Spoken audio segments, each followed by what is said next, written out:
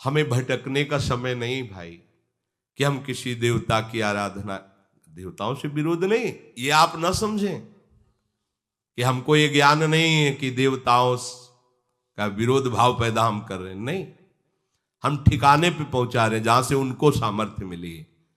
यदि आप किसी भी देवता की आराधना करते हैं, उनसे कोई कामना ना करें, तो आपको ऊपर भेज देंगे, क्रमशः अधिकार भेजते चले जाएंगे। देवताओं से देवादिदेव, देवादिदेव से महान परम पवित्र करने वाले श्री हरि के चरणारविंद। ऐसा एक क्रम हुआ है। बाल्यावस्था में इतनी चालीसा लेकर बैठते थे मंदिर में, हनुमान बाण, हनुमान चालीसा, दुर्गा चालीसा, शिव चालीसा, कितनी चालीसा। उन सब की कृपा से नैष्ठिक ब्रह्मचर्य में प्रवेश, उससे महावाक्य, उसके बाद सन्यास, भगवान शिव की अनन्य निष्ठा और उनकी कृपा से वृंदावन बिहारिणी बिहारी जी देखा, क्रमशः अधिकारी अधिकार से पहुंचा दिए। पर ये कोई कामना नहीं थी, बच्चा थे कोई, ये पूर्व की भगवत प्रेरणा, बस ऐसे स्वाभाविक निष्काम मति से हो रहा था। उन्हीं चालीसाओं का प्रभाव हुआ है। संसार क्या है, कौन है मेरा इस संसार में, ये प्रश्न जागृत करना, ये उन्हीं की बात थी। किसी भी देवता की आराधना निष्काम भाव से करो तो उनमें भगवान ही विराजमान है, वो क्रमशः आपको ऊपर उठाते चले जाएंगे। पर यदि कामना की तो उतनी ही केवल पूर्ति होगी, कामना की आपका परम कल्याण नहीं हो सकता। कोई ये जैसे कहे कि देवता क्यों नहीं परम कल्याण कर सकते, तो सबसे बड़ी बात है कि एक तो उनमें सामर्थ्य नहीं, और दूसरी बात यह है कि कल्याण कोई आशीर्वाद नहीं होता। जो कल्याण शब्द है वो कोई मिठाई नहीं है कि 100 ग्राम मिठाई ये लो आशीर्वाद, या कोई सेव संतरा, या कोई हाथ धर देना, पांव रख देना, ये सब बातें नहीं। कल्याण इसे नहीं कहते, ध्यान रखना। कल्याण का तात्पर्य है जीव का शरीर राग नष्ट होकर अपने स्वरूप में स्थित हो जाना। ये किसी देवता की आराधना से नहीं होता। पक्की बात समझो, कल्याण का जो, मंगल का जो भगवत प्राप्ति का स्वरूप है, इन देहों के राग से मुक्त हो जाना है। और जितनी भी आराधना की जाती देहों को लेके की जाती है, इसलिए मोक्ष पदवी या कल्याण पदवी या परम पदवी इसीलिए दुर्लभ कही गई है कि इस रहस्य को कोई समझ नहीं रहा। गोस्वामी जी कह रहे, हे हरि यह भ्रम की अधिकाई, देखत सुनत कहत समुझत, संदेह संशय न जाई। ये कठिन बात है। यहां आकर के सब सिस्टम सबके रुक जाते हैं, सब दौड़ भाग। ये जब तक बात समझ में नहीं आएगी तब तक हम भागते ही रहेंगे, चाहे जितना सुन लो, चाहे जितना उपदेश दे लो। ऐसा भी है, खूब चमका के शरीर को रखना, शरीर में राग रखना, ये साफा, ये टोपी, ये सिस्टम, ये एकदम सेटिंग फिटिंग, और रिझाना देह और देह संबंधी देहाभिमानियों को। क्या मिलेगा भाई? वाह वाह, रुपया पैसा, जय हो, लेकिन ग्रंथि का भेदन करने की सामर्थ्य तुम्हारे नहीं। वाह वाह तो तब है जब जड़ चेतन की ग्रंथि का भेदन कर लिया, अब वाह, अब वाह। और ये बोलने वाला कोई परमहंसी होता है। एक बार एक महात्मा प्रवचन करे तो सबने तालियां बजा दी, तो रोने लगे। वो महाराज रोने काहे को लगे? बोले तालियां बजा दी इसलिए। क्यों? बोले हमारे उपदेश सुनकर इनको उदासीनता नहीं आई, इनको हर्ष हो रहा है। अरे इनको रोना चाहिए कि मैं जगत में फंसा हुआ हूं, आज सिद्धांत मिला, पहले मिलता तो कितनी जल्दी मैं भगवान को प्राप्त कर। ये उदासीन नहीं हुए, खिन्न नहीं हुए, तालियां बजा दी। इसका मतलब है इन्होंने हमारी बात नहीं समझा, मतलब है कि हमारा बोलना व्यर्थ चला गया। क्योंकि ये तालियां बजाने का मतलब हो गया तुम्हारा खेल ना। उन्होंने तालियां बजेगी, आग लग जाएगी हृदय में जब संत उपदेश सुनोगे कि ओहो मैंने अपना समय इतना बर्बाद कर दिया, तो तुम्हें तालियां बजाना आएगा। तालियां बजाना तो ये कॉमेडी कलाकार की तरह है। उन्होंने बोला हा हा तालियां बजा दी, वाह वाह। ये वाह वाह वाला मार्ग थोड़ी है, ये तो आह वाह सुना और छाती में धस गई बात। अब बस वही छा गया, कैसे प्रभु मिले, कैसे मिले रन। हे नाथ जब से तुम बिछड़े हो आज तक मैंने मार्ग नहीं पाया, अब मार्ग मिला, समय नहीं रह गया। हे नाथ अब तो कृपा, व्याकुलता पैदा हो जाए। देखत सुनत कहत समुझत संशय संदेह न जाई, हे हरि यह ब्रह्म की अधिकाई। रोज सुनते हैं सत्संग, रोज कहते हैं भगवद वार्ता, लेकिन जब कभी देहाभिमान पर चोट की बात आती है तो हम नहीं होते। बिल्कुल बचा के निकाल के देहाभिमान को सुरक्षित। क्या सत्संग का फर्क हुआ? क्या हुआ आपके शास्त्र स्वाध्याय का अर्थ? क्या हुआ इस जय जयकार का? कुछ नहीं, ये हवा है, निकल गई। जय जयकार भगवान की ही केवल है, दूसरे की नहीं है।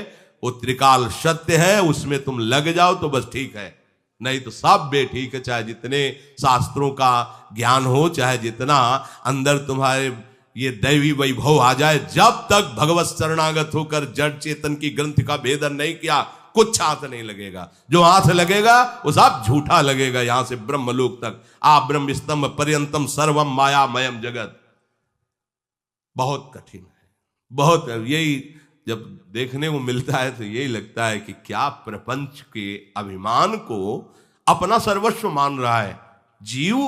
प्रपंच के अभिमान को अपना सर्वस्व मान रहा है। यहां सर्वस्व का त्याग करके सर्वस्व श्री हरि को मानना है।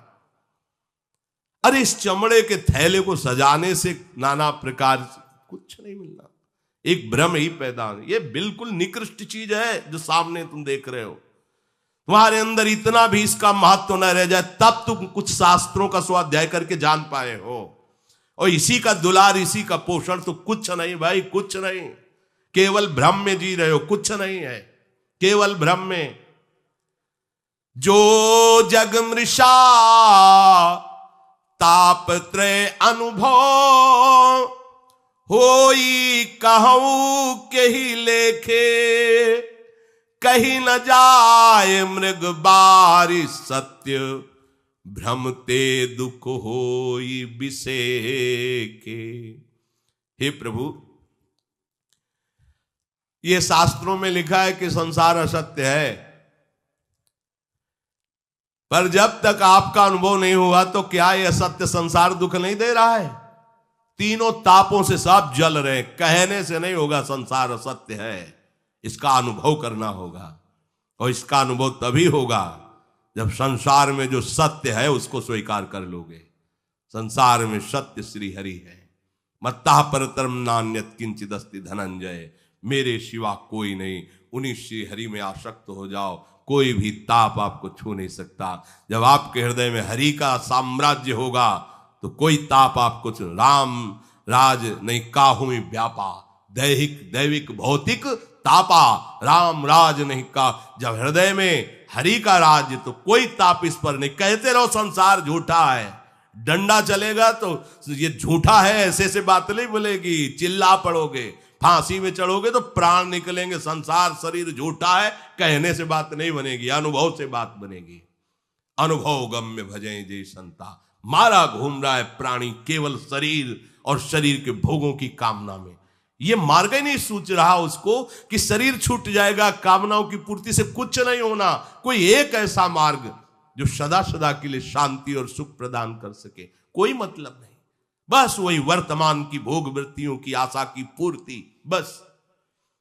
तो कह रहे हैं कि संसार असत्य है, पर ये तीनों ताप तुम्हें तब तक नहीं बख्शेंगे जब तक तुम हरि का भजन करके शरीर राग को नष्ट नहीं कर दोगे। ये केवल कहने से नहीं होगा। देखो, मृग तृष्णा का जल एक बूंद कहीं नहीं होता। जो प्रातःकालीन सूर्य की किरणें पड़ने से बालू में निर्मल जल दिखाई देता है, पर मर जाता है मृग दौड़ते दौड़ते उसी की लालसा में। शास्त्र कह रहा है जगत असत्य है, पर पूरा जीवन उसी की खोज में, उसी के भोगों की वृत्ति में तुम नष्ट कर रहे हो। केवल कहने से नहीं होगा, अनुभव करो। जहां अनुभव की बात आएगी वहां जीरो मिलेगा। संसार में जहां अनुभव की बात आएगी वहां शून्य मिलेगा। कि अरे अभी तक तो कुछ किया ही नहीं इस विषय में, इसी संसार को रिझाने में। कितने लोग हमारे पक्ष में हो गए, कितना वाह वाह हो रहा है, कितने प्रणाम बढ़ रहे हैं, कितने प्रांत हमें जान रहे हैं।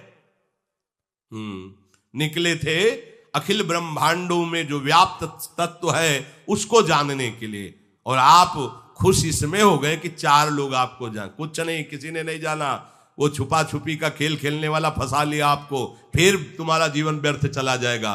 तुम्हें जानना है, किसी और को तुम्हें नहीं जनाना है, अपने को तुम्हें जानना है कि हर रूप में मेरा स्वामी इन रूपों का पर्दा लगा के आ रहा है और कोई दूसरा नहीं। जब आपको प्रणाम करे तो कहो छलिया अब नहीं बच पाओगे, जान लिया। तुम प्रणाम करो या प्रहार करो, तुम ही हो, दूसरा कोई नहीं। तो माना जाएगा कि अब आपके ऊपर शास्त्र का रंग सत्संग का रंग बढ़ा है। नहीं तो व्यर्थ है, बिल्कुल व्यर्थ है।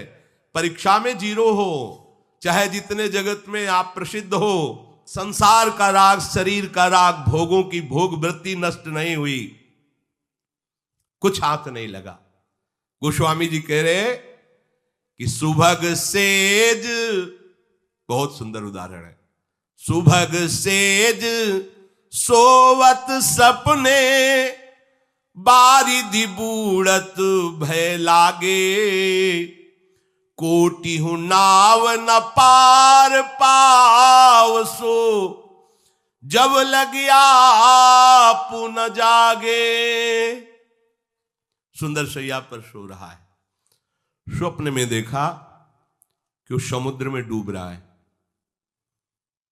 अब क्या उपाय हो सकता है? बाहर से हम सैकड़ों नाविक, सैकड़ों तैराक खड़े कर दें, क्या स्वप्न में समुद्र में डूबने वाले की हम सहायता कर पाएंगे?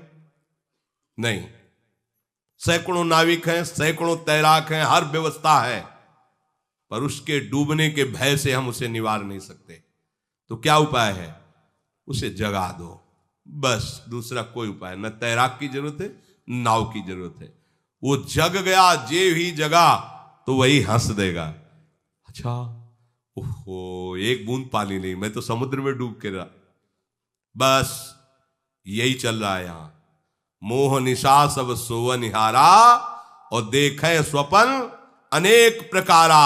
अब अगर इनको बचाना है तो सत्संग के द्वारा इनको जगा दो, जागो। बहुत जन्म हो गए मोह निद्रा में सोते हुए, अब जागो, हरि में जागो, हरि नाम जप करो, हरि चर्चा सुनो, हरि सेवा करो, हरि में लीन हो जाओ। यही जीवन की जागरण वृत्ति है। जहां तुम फंसे हो ये मोह समुद्र है, इससे कभी पार नहीं पा सकते। बाहरी साधनों के द्वारा ऐसे ही आपको नहीं बचाया जा सकता। जैसे सोते हुए में उसने स्वप्न में समुद्र में डूबते हुए अपने को देखा, तो अब बाहरी उपाय से उसे नहीं, उसे केवल जगा दो। ऐसे ही बाहरी सहयोग से किसी को भी दुखों से मुक्त नहीं किया जा सकता। उसे मोह से जगा दो, उसे जगा दो। अब जागो, मोह में सोने का समय नहीं रहेगा। अब विवेक पूर्वक जाग करके अपने जीवन को जीवन धन के चरणों में समर्पित कर दो। अनविचार रमणीय सदा, संसार भयंकर भारी, सम संतोष दया विवेक ते, व्यवहारी सुखकारी। तुलसीदास सब विधि प्रपंच जग, यद्यपि झूठ श्रुति गावे। रघुपति भगति संत संगति बिनु, को भव त्रास नसावे। हे हरि ये ब्रह्म की अधिकाई। जब तक भगवत आराधन नहीं करोगे तो तुम्हारे अंदर अच्छे विचार नहीं आएंगे। बस ये असत विचार तुम्हें बहाते लेते चले जाएंगे। अनविचार के कारण ही ये संसार सुखद और रमणीय लगता है। बुद्धि ठीक नहीं है। अगर संसार आपको अच्छा लगता है, इसके भोग अच्छे लगते हैं, यहां जीना अच्छा लगता है, यहां प्रियता बढ़ रही है, तो अज्ञान के कारण बढ़ रही। पक्की बात समझो। अगर कभी साधु संग भी प्राप्त होता है तो ये मांगते हैं कि हमारा पद जो है इससे और बड़ा पद हमें प्राप्त हो जाए, हम जितने अहम में हैं इससे और बड़ा अहंकार हमको प्राप्त हो जाए। अरे भाई, अगर बड़े ही बनना है तो इतने बड़े बनो कि तुमसे बड़ा कोई रह ही न जाए। वो है भगवान बनना। भगवान बनना। तुम भगवान के अंश हो, अपने अंशी में लीन हो जाओ। तो जैसे गीध देह तज धरि हरि रूपा, हरि रूप प्राप्त करके परम धाम जा रहा है, ऐसे तुम भी भगवान का रूप धारण करके भगवान के धाम को चले जाओगे। नारायण नर बन सकते हैं तो नर भी नारायण बन सकता, सीढ़ी बन गई। जिस सीढ़ी से उतर के आए हैं उसी सीढ़ी से चढ़ा भी जा सकता है। और ये भजन नसेनी प्रेम की, उस ऊंचाई पर चढ़ने के लिए भजन रूपी नसेनी, खूब नाम जप करो, खूब प्रभु को बार बार आर्त हृदय से पुकारो। ये भयंकर दुखदाई संसार उसी को प्यारा लगता है जिसके जीवन में सत्संग का रंग नहीं है, भजन नहीं है। जब आप सत्संग करेंगे तो आपके हृदय में क्षमता आने लगेगी, संतोष आने लगेगा, दया आने लगेगी, विवेक आने लगेगा, और ये व्यवहार नहीं रह जाएगा, ये परमार्थ हो जाएगा। ये दुखद संसार दुखद नहीं रह जाएगा, दसों दिशाएं आनंदमयी हो जाएंगी, क्योंकि आपके अंदर भगवद विचार आने लगे, भगवद आश्रय। इसी से क्षमता आ गई, संतोष आ गया, विवेक आ गया। अब क्षमतावान, संतोषवान, विवेकवान को सारा जगत मंगलमय हरि रूप दिखाई देता है, उसे कहीं कोई भय विषाद नहीं मिलता। गोस्वामी जी कह रहे हैं ये प्रपंच ऐसे फंसाव वाला है कि इससे तब तक निकला नहीं जा सकता जब तक प्रभु की भक्ति नहीं होगी। प्रभु की भक्ति कब मिलेगी? बोले जब संत संग मिलेगा, इसके बिना कोई भी उपाय नहीं है। हमें लगता है कि जिनको जहां भी सत्संग मिलता है भगवान ने उनको पसंद कर लिया है। देखो अब आप अपनी तरफ से सावधान हो जाओ। यदि आपको सत्संग मिला है तो हरि कृपा आपको प्राप्त हो गई। सत्संग सब जो असत चिंताएं हैं, असत विचार हैं, असत संबंध, इन पर प्रहार करता है। रोज आप प्रहार होता है। इतनी मजबूत ग्रंथि को जब रोज थोड़ा थोड़ा काटोगे तो एक दिन कटी जाएगी। सत्संग बढ़िया तलवार है। अगर आप ध्यान पूर्वक, एकाग्रता पूर्वक सत्संग सुने तो बाहर और भीतर दोनों से बंधन मुक्त कर देगा। चलते रहो, केवल सुनते रहो। एकांतिक साधना तभी वास्तविक जागृत होती जब हम शरीर और संसार के राग से शून्य हो जाते हैं। तो भरी बाजार में वो परमात्मा कार वृत्ति से युक्त हो सकता है। और एकांत कमरे में बैठे माला घुमाओगे और वासना बढ़ेगी, अहंकार पुष्ट होगा और मन भजन में नहीं लगेगा। करके देख लो, क्योंकि इसी मार्ग में पूरा जीवन गया है। ये अनुभव की बातें कहते हैं। ये तभी मन प्रसन्न होकर प्रभु में लगता है जब साधु संग प्राप्त होता है और उनके संग के रंग से संसार फीका लगने लगता है और हृदय में एक धारणा जागृत हो जाती है कि बस बस अपने प्रभु से मिलना है। अब वो समाज में या एकांत में उसके चित्त का अपहरण संसार नहीं कर सकता। इसलिए सत्संग हरि भक्ति को प्रकाशित करने वाला है। नाचने लगती है हरि भक्ति उसके हृदय में जहां सत्संग का प्रादुर्भाव होता है। जहां सत्संग होता है वहां हरि भक्ति के साथ ज्ञान वैराग्य भी नृत्य करते हैं। सत्संगी का ज्ञान रोज नवीन होता है, जैसे रोज चाकू में धार धरी जाए। सत्संगी का वैराग्य बहुत दृढ़ होता है। सत्संगी की भक्ति स्थित होती है, चलायमान नहीं होती कि आज हरि से भक्ति हुई, कल विषयों से हो गई। पर सत्संग भगवत कृपा से मिलता है और हम दैन्य होकर उसको स्वीकार करें तभी बात बनती है। प्रभु कह रहे हैं ये जितने देवताओं की आराधना करते हैं इनको जो फल मिलता है वो अल्प मिलता है और नाशवान मिलता है, समय नष्ट होता है। अंतवत्तु फलम तेषाम तद्भवत्यल्पमेधसाम देवान् देवयजो यान्ति मदभक्ता यान्ति मामपि। कितनी करुणा करके कह रहे, मदभक्ता यान्ति मामपि। जो देवताओं की आराधना करते हैं, तुच्छ कामनाओं से जिनकी बुद्धि युक्त है, उन देवताओं की आराधना का फल उनको जो मिलता है वो नाशवान होता है। अविनाशी फल नहीं दे सकते देवता, है ही नहीं उनके पास, सामर्थ्य ही नहीं। देवताओं का पूजन करने वाले देवलोक को प्राप्त होते हैं। और मेरा भक्त कैसा भी हो वो अंत में यान्ति मामपि, मद भक्ता यान्ति। जैसा भी मेरा भक्त है वो मेरे को ही प्राप्त होता है। देखो भक्त का शब्द आते ही जैसे पिता की संपत्ति का अधिकारी पुत्र शब्द से हो जाता है। कैसा है ये नहीं पूछा जाता। जब न्याय में पहुंचेगी बात तो आप पूछा जाता है कि तुम कितने पढ़े लिखे हो, तुम कितने बलवान हो, तब तुम्हें ये प्रॉपर्टी मिलेगी। नहीं पूछा जाता।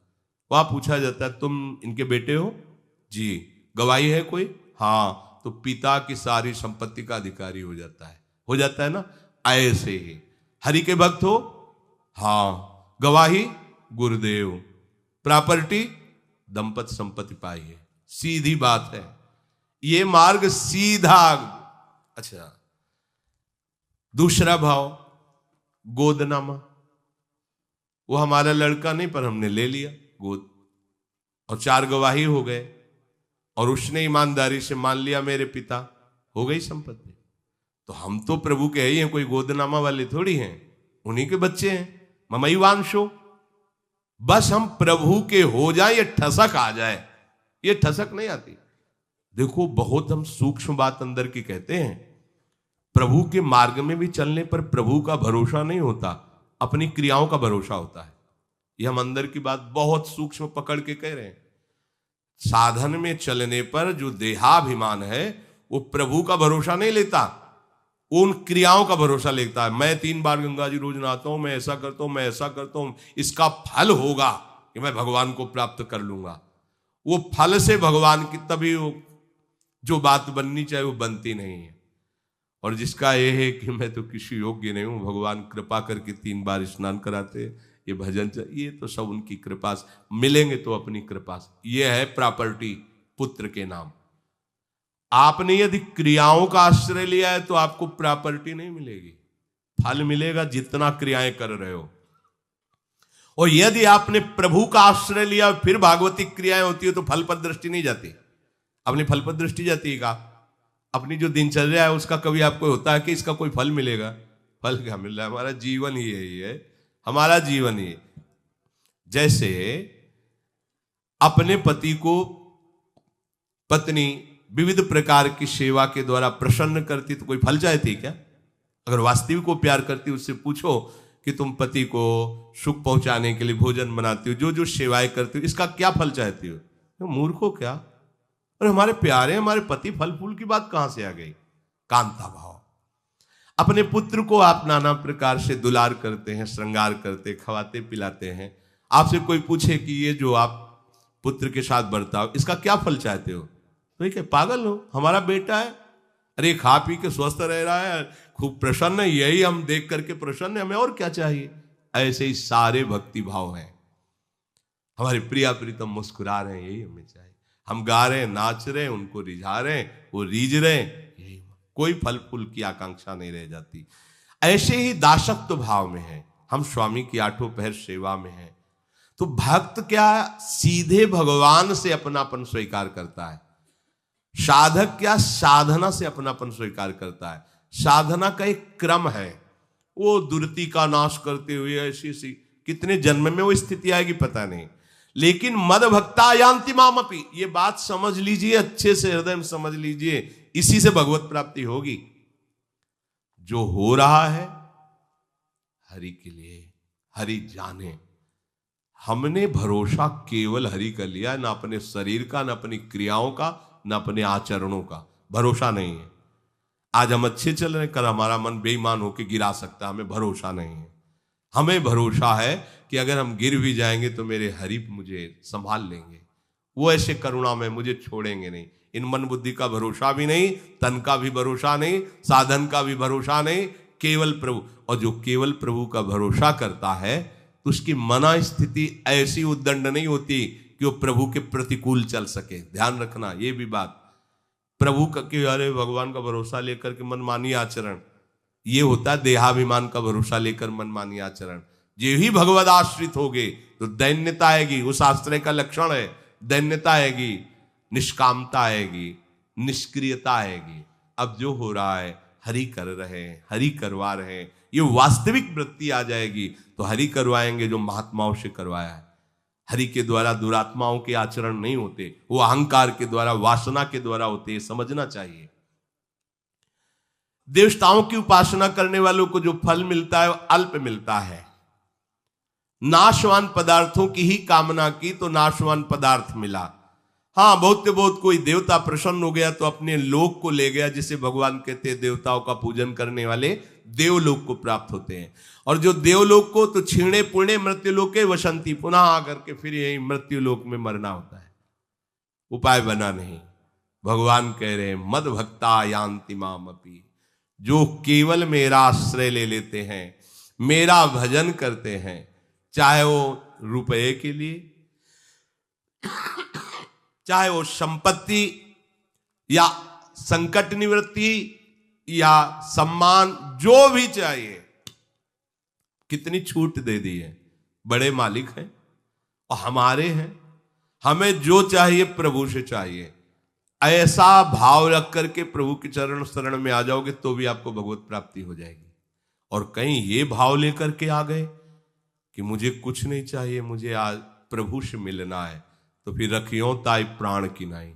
भगवान कितना प्यार करेंगे आपको, आप देख लेना। जीव कैसे भी आचरणों वाला क्यों न हो, ये छूट केवल यही बात आती है। दुराचारी से दुराचारी क्यों न हो, वो भगवान का अंश है। और उसने जब ये निश्चय कर लिया कि अब लो निशानी अब ना नसे, आज तक जो हुआ हुआ, अब नहीं, अब हरि की शरण में सब माफ, ये केवल भगवान की शरण में हो सकता है। संसार के संबंध से युक्त है, पर उसने ठान लिया है कि मैं भगवान का साक्षात्कार करूंगा, तो संसार की आसक्ति उसे अब बांध नहीं पाएगी और वो निश्चित भगवान को प्राप्त हो जाएगा। इसीलिए प्रभु कह रहे मद भक्ता यान्ति मामपि, मेरा भक्त केवल मेरे को ही प्राप्त होता है। अव्यक्तम व्यक्तिमापन्नम मन्यन्ते माम बुद्धयः, परम भाव मजानन्तो ममाव्यय मनुत्तमम। ये जो बुद्धिहीन लोग होते हैं, बुद्धिहीन किसे कहते हैं? अपने लोग पागल किसे कहते हैं? जो किसी काम की वस्तुएं नहीं उनको बटोरते हैं तो हम लोग घोषित कर देते हैं पागल आदमी है। जैसे फुटपाथ में से इधर उधर कपड़ों के फुचने, प्लास्टिक, ये सब बटोर रहा है, बांध रहा है सिर, तो उसे क्या कहते हैं? पागल, बुद्धिहीन आदमी। असार वस्तु को ग्रहण करने वाले को बुद्धिहीन कहा जाता है। बिना काम की वस्तुओं को बटोरते घूम रहा है, यहां बुद्धिहीन जानते हो किसे कहा जाता है?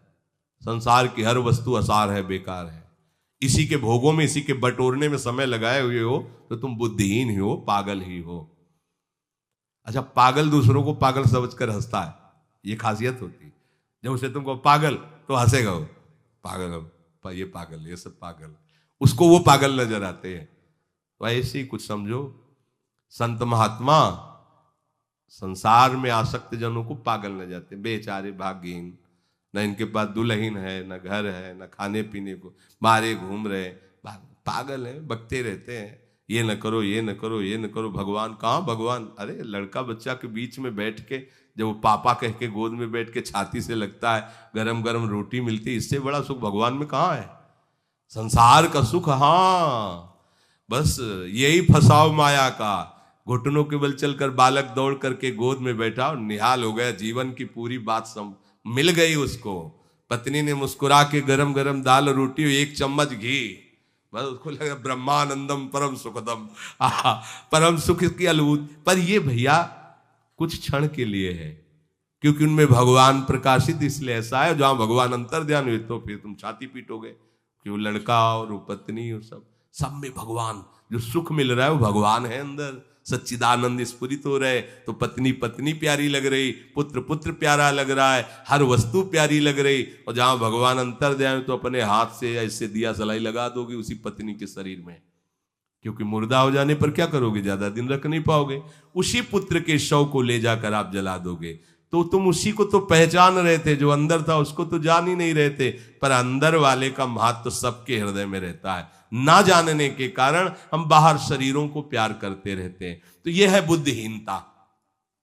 जो मनुष्य बुद्धिहीन है वो प्रभु पे श्रद्धा नहीं करता, वो प्रभु की भक्ति नहीं करता। क्योंकि अल्प मेधा के कारण, अल्प बुद्धि के कारण वो भोगों में ही सुख समझता है। अरे बड़ा बड़ा महत्व भोगों का बैठा हुआ है। एक बढ़िया कपड़ा आ जाए ना 100 बार ऐसे और ऐसी स्टाइल से चला जाए कि दूसरा देख कर तो कहे कि क्या बात है इसका, एक साल ले आवे तो, और कहीं गाड़ी, छोटी छोटी वस्तुओं में छोटी छोटी, इतना अभिमान, ये अल्प बुद्धि, इसे पागलपन कहते हैं, संसार का पागलपन। एक सेकंड में सब कुछ नष्ट हो जाने वाला है। ऐसी शाश्वत वस्तु प्राप्त करो जो गर्व करने लायक है। पर खास बात यह कि जब वो वस्तु प्राप्त होती तो गर्व नहीं रह जाता, और जब तक गर्व रहता है तब तक वो वस्तु प्राप्त नहीं होती, और वो वस्तु प्राप्त हो जाने पर लौकिक गर्व नहीं रहता। ये अल्प बुद्धि वाले, अगर उनसे प्रभु की भी वार्ता करो तो उनको सुहाती नहीं है। काट करके बस वो यही, बस आप आशीर्वाद दे दीजिए, बस वो काट देंगे। उनको प्रभु अच्छे नहीं लगते, प्रभु की वार्ता अच्छी नहीं लगती। क्या करना है प्रभु से मिलके? अरे यहां हम कोई बड़े अधिकारी बनेंगे, कोई पदाधिकारी बनेंगे, 100 लोग प्रणाम, जितने दिन जिए मौत से, इसके बाद तुम तो अविनाशी हो ना, तुम्हारा स्वरूप अविनाशी। एक शरीर छूटा, पद छूटा, अब जब मरोगे तो अगले का कुछ पता नहीं। तो अल्प बुद्धि वाले हुए ना। यहां तुम्हें बहुत बुद्धिमान नजर आ रहे हैं, लेकिन अगर उसको देखा जाए तो अल्प बुद्धि, छोटे समय की केवल भोग वृत्ति के लिए अपने समूल्य जीवन को नष्ट कर रहे हैं। अगर उनसे प्रभु की चर्चा करो, प्रभु की बात करो, भजन की बात करो, वह ऐसे शब्द निकलते हैं, भजन करना और ये गलत आचरण, हजारों वर्ष, फिर तो उसको ध्यान है कि 1000 वर्ष के तो हम आई नहीं, वहां हमने देखो नहीं बोला ये हजारों, एकदम फिर रुक गया कि 1000 वर्ष तो हमारी आयु नहीं होगी ही नहीं, तो फिर बदल गया। मतलब जवान से एकदम कि ऐसा वाह, अब उसको 1000 समझ में आया, तो हजारों वर्ष फिर एकदम रुका, क्योंकि उस अभी तो 50-60 वर्ष का है, 100 वर्ष की बहुत अधिक आयु, 1000 वर्ष कैसे हो सकते हैं? जब उसको समझा, काट करके अपनी बात रखना बिल्कुल विवेकहीनता। जो मेरा अविनाशी स्वरूप सबसे बढ़ करके है, देश काल वस्तु व्यक्ति स्थान में सब जगह है, उस पदवी को ये मूढ़ बुद्धि वाले, अल्प बुद्धि वाले नहीं स्वीकार। ऐसा आनंद, ऐसा परम पद। तभी एक दिन हम कह रहे थे कि तुम्हें साधारण बात बता रहे हैं कि जब आप हरिदासत्व स्वीकार करोगे तो ब्रह्मा जी आपको नमस्कार करेंगे। सबसे बड़ा पद त्रिभुवन में ब्रह्मा जी का, परमेष्ठी पद। ये छोटे मोटे पदों की क्या बात है? ये तो मरने वाले शरीर के द्वारा ही तो पद है ना। ब्रह्मा जी का तो बहुत बड़ा समय है, लेकिन वो भी नमस्कार कर, इससे बड़ा कौन पद होगा? तुम्हें समझ में नहीं आता। चाहे गृहस्थ हो चाहे विरक्त हो, यदि हरि के हो तो ब्रह्मा जी भी नमस्कार करते हैं, और उनकी भी छाती फूलती कि हमारी सृष्टि रचना में एक जीव भगवान का भक्त बना, ये सृष्टि रचना करना मेरा सार्थक हुआ।